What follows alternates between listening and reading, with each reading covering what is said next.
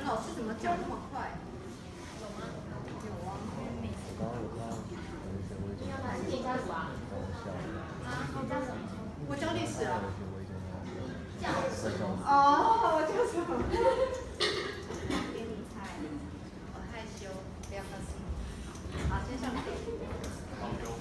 哦哟。好，来。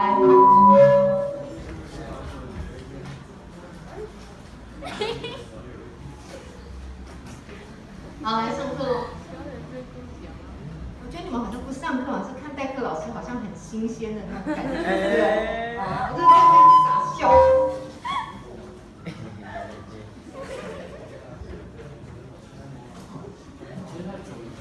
奇怪了，他在傻笑什么？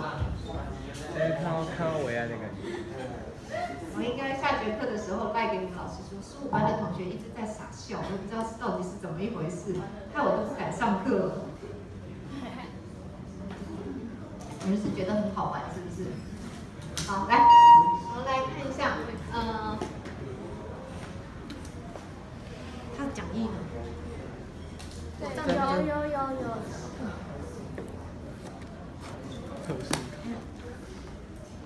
看起来很认真哎。他是一个非常认真。哇。所以他才想要上课。对啊，而且他是因为意外才会受伤。哦。他才想要。动啊。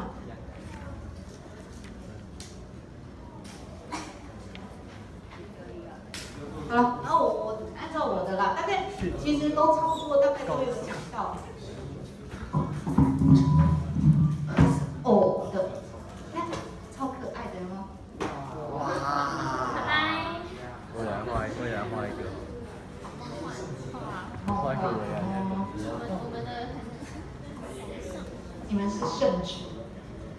好，来，我们来看一下那个，上次你们好像是就是今天要从淝水之战。上次应该你们老师就讲过，其实我就按照我的步调来好了。我们知道就说在之前就这样五胡乱华的时候，那么北方是分裂的一个局面。那么我们说后来那么西晋短暂的52年，那经过了武帝、惠帝、怀帝还有闵帝，然后呢，接下来就跑到东晋了。还记不记得东晋的时候，当时世家大族支持琅琊王司马睿在建业，他本来驻守建业，后来改名建康，就是东晋。那东晋的政局里面，上礼拜应该你们老师有讲过。第一个呢，这些北方来的马上要调和南北，例如说这些世家大族试着去学习吴语。那第二个，东晋的政治呈现的是一种主弱城强。那所以课本上不是举个例子叫王与马什么共天下？好，那因为东晋是一个门阀政治的一个鼎盛期。那第三个呢，那么也因此呢，那么应该不知道我是在这边讲到。那另外呢，还有就是说东晋基本上，真的这个怎么弄的？好，那东晋呢，那不仅是如此，上个礼拜你们老师有讲过，那么有所谓的土断政策。土断政策在历史上最大的意义是什么？南北文化的融合，是不是这样子讲？对，好。奇怪，你们班在那边好像在那边偷笑，有点让我毛毛的。然后另外呢，再来看一下，那么还有所谓的北府兵，是东晋的一个禁律。那北府兵的这个北府兵在注于在课本的94页，有没有看到注释6？好，那注释6来讲，这边就讲到这个北府兵，其实应该是这样讲的。东晋的一个政治局面里面有所谓的2个山头的对立。什么叫2个山头的对立？我不知道同学们在你们的地图上面有没有一个那个迁徙地图？在课本上翻过来 ，no， 前面，在你们的课本93页下面。然后这是一个五胡乱华的迁徙。那我们讲说，我习惯说它是一个 Y 字形的迁徙，就是说大部分是往南，但是也有往东北，也有往什么西北。然后在地图上，你有没有找到荆州跟扬州的位置？有。好，那其实呢，在东晋的政局里面呈现的是2个山头的对立，一个叫荆州，一个叫扬州。能在三国时代，可能你看那些小说等等，就知道荆州的重要性。刘表借荆州，或者有一句话叫做大意失荆州。荆州的重要性在哪里？第一个，荆州在今天的湖南、湖北，它是长江中游，所以它有它的一个军事的重镇。本身来讲，它也是一个经济很强，所以荆州来讲，这是它的优势。那扬州呢？扬州来讲，它是经济所在地，也就是健康就在扬州那个地方，所以它是有它的政治势力。所以在东晋来讲，有两个力量在拉扯，一个是荆州，它代表经济跟军事；一个是扬州，它代表的是政治。那同样呢，后来扬州呢，他们就是想要就是说不要被军事上的威胁。再加上我们说，当时北方的一些这个民众就是往南迁嘛，往南迁的时候呢，在这个荆州比较靠北，就今天的苏州北边的地方。那么这些这个苏州北方，其实江苏北方，江苏虽然我们今天讲它是南方，但是江苏的北方靠北，所以它的民风比较像北方一样强悍。那这些强悍的话，有的时候会好勇斗狠，所以干脆他们就想说，利用这些人。把他们训练成兵，把这股暴力之气幻化成什么军队，于是就成立一个叫做北府兵，这样了解没？那这个北府兵训练完以后，其实它的作战力很强。那当然最重要的表现在什么？淝水之战。那淝水之战是怎么一回事呢？那其实这个应该是上个礼拜讲的东晋五胡乱华以后，北方是属于分裂的状况。但是曾经有短暂的统一，短暂的统一是谁？是有个人，他的名字叫苻坚，他的国号是什么？前秦，所以我们叫做前秦苻坚。但是苻坚是哪一族人呢？是汉族还是五胡里面的匈奴、鲜卑、接地羌？是哪一族呢？赶快翻开，你们讲义上应该老师有写，讲义上面是写什么族？前秦苻坚是什么族？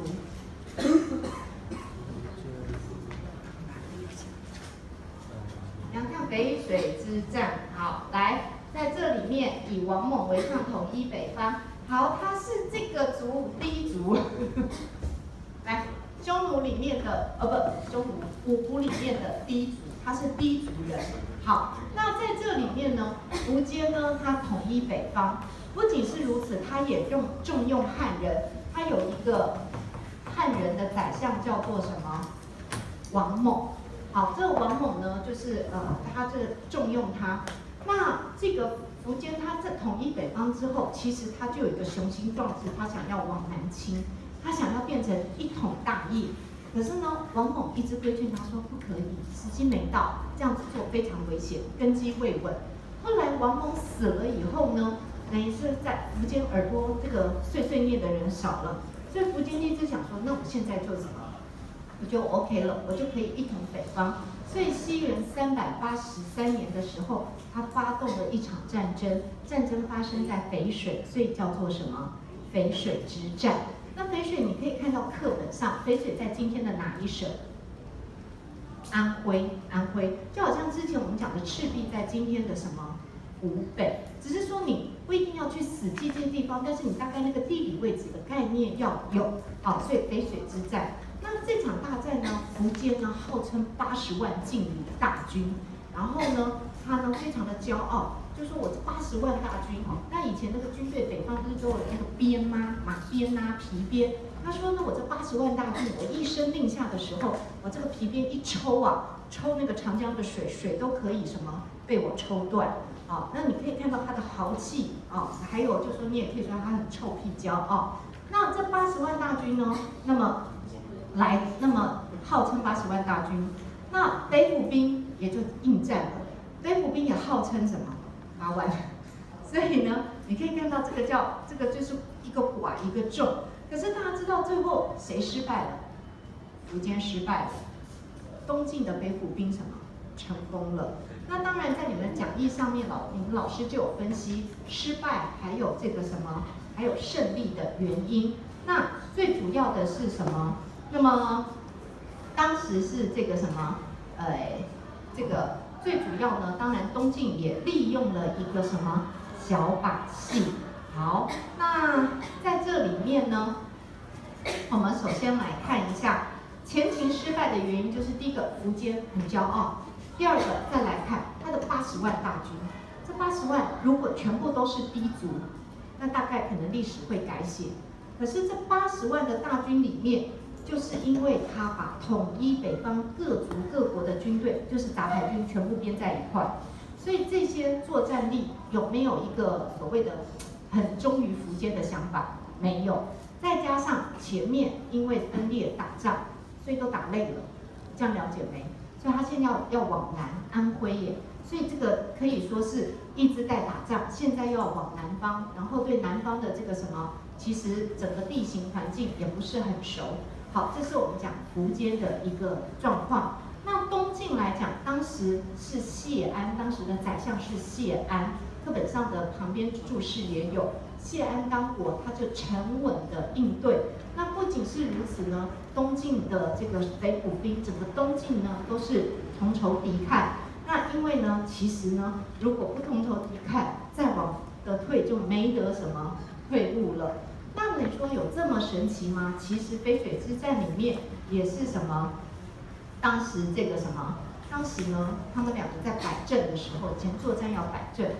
东晋呢，就跟因为秦军这个人很前秦的那个苻坚的军队很多，所以呢，在这里面呢，这个当时呢，这个东晋就说，我们两个那个军队人数太多了，你稍微退一下，因为我们这样不好打啊。你这样退的话，然后呢，我们渡水过来，这样比较好打啊。那苻坚就想，好，那你们渡水来的时候，我趁机就打你们，就赢了。所以苻坚也没那么笨啊，他意思是说，你们要渡水的时候，我退一步，但是你们渡水的时候，其实就应该是在混乱的时候，我就趁机打。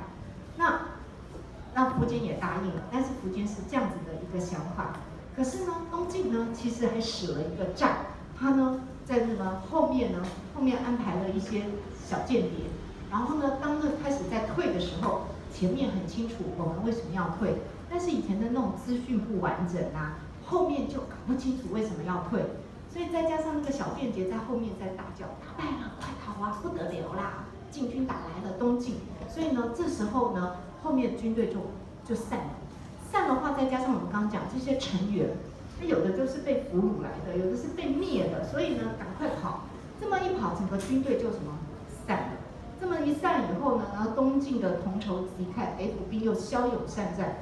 那么，终于把前秦的苻坚的军队就打败了。这支军队一路奔跑，然后呢，这个非常的紧张，所以就出现了相关的成语，什么风声鹤唳、草木皆兵。像看在北方那样子，那么鸟飞过去的时候，或者是北风一吹的时候，那个草在动的时候，都感觉是不是敌人来？所以你可以看出来那种紧张的一个什么？紧张的一个局面，退兵。